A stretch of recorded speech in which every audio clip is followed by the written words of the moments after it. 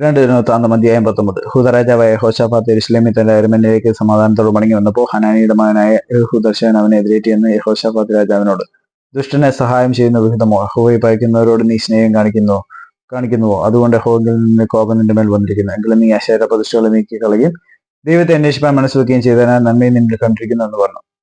യഹോശാഫാത്ത് യെരൂശലേമിൽ പാർത്തു. ബേർശേബ മുതൽ എഫ്രയീം മലനാട് വരെ ജനത്തിന്റെ ഇടയിൽ വീണ്ടും സഞ്ചരിച്ച് അവരെ തങ്ങളുടെ പിതാക്കന്മാരുടെ ദൈവമായ യഹോവയിലേക്ക് തിരിച്ചു വരുത്തി. അവൻ ദേശത്ത് പട്ടണം തോറും യഹൂദയിലെ ഉറപ്പുള്ള പട്ടണങ്ങളിലൊക്കെയും ന്യായാധിപന്മാരെ നിയമിച്ചു. നിങ്ങൾ ചെയ്യുന്നത് സൂക്ഷിച്ചുകൊള്ളുവിൻ. നിങ്ങൾ മനുഷ്യർക്കല്ല, യഹോവയ്ക്ക് വേണ്ടി എത്രയോ ന്യായപാലനം ചെയ്യുന്നത്. ന്യായപാലനത്തിൽ അവൻ നിങ്ങളോടുകൂടെ ഇരിക്കുന്നു. ആകയാൽ യഹോവയായി നിങ്ങളെ ഇരിക്കട്ടെ. സൂക്ഷിച്ച് പ്രവർത്തിച്ചുകൊള്ളുവിൻ.